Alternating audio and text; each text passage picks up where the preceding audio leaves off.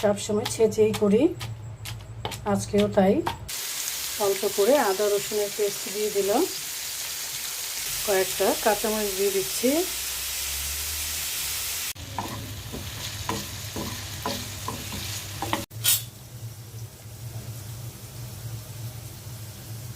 আর একটু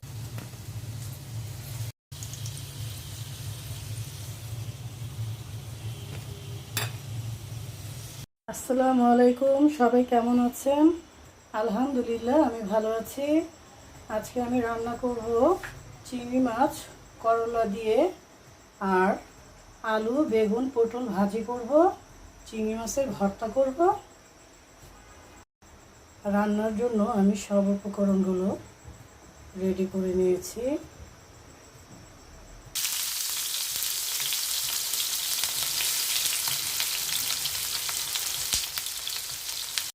পেঁয়াজের মধ্যে দিয়ে দিচ্ছি চিংড়ি মাছগুলো একটু ভেজে নেব।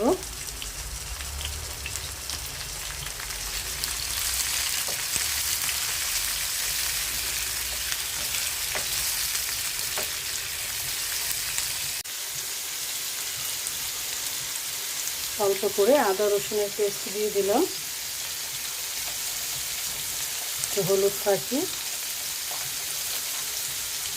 জিরে ফাঁকি, আর শুকনো মরিচের গুঁড়ো, লবণ,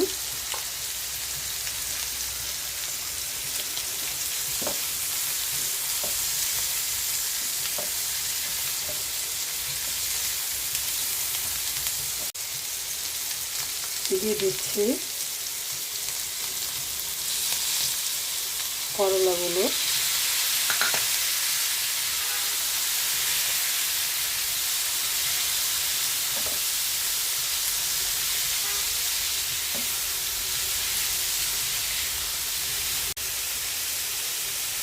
কয়েকটা কাঁচামরিচ দিয়ে দিচ্ছি,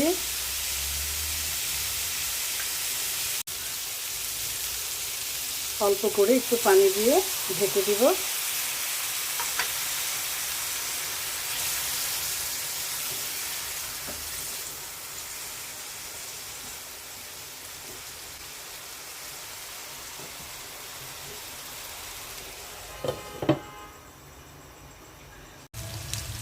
চিংড়ি মাছটা ভর্তা করব, তাই পেঁয়াজ দিয়ে দিয়েছি, সরিষার তেল দিয়ে পেঁয়াজটা ভেজে নিচ্ছি।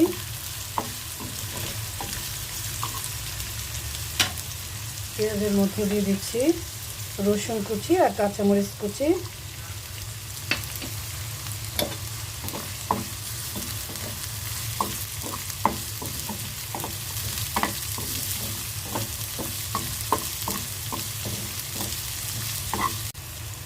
অল্প করে একটু লবণ দিয়ে দিচ্ছি,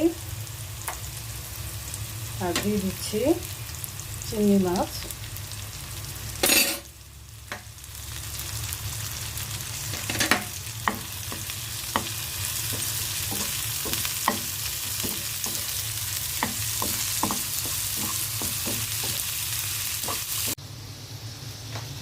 দেখি আমার চিংড়ি মাছের তরকারির কী অবস্থা।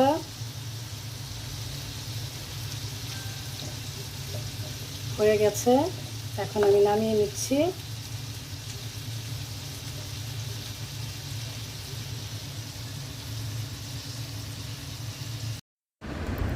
চিংড়ি মাছটা ভাজা হয়ে গেছে, এখন আমি নামিয়ে নিচ্ছি।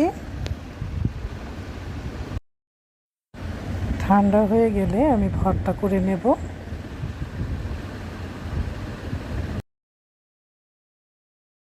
চিংড়ি মাছের ভর্তাটা আমি সবসময় ছেঁচেই করি, আজকেও তাই।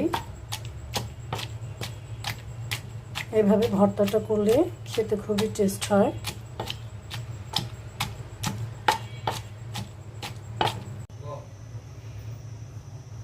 এখন বেগুন আলু আর পটলটা ভেজে নেব। আলুগুলো দিয়ে দিচ্ছি,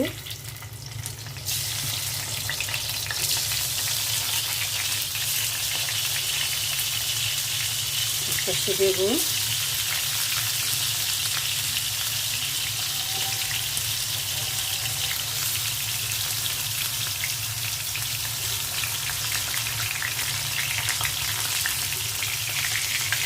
পটলও দিয়ে দিচ্ছি।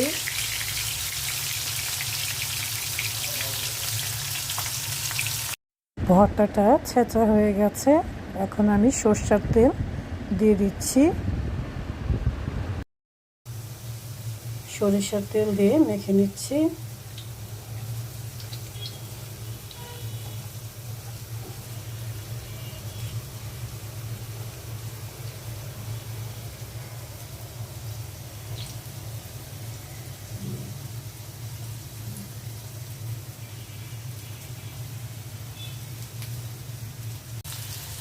বেগুন আলুগুলো ভাজা হয়ে গেছে, এখন আমি উঠিয়ে নিচ্ছি।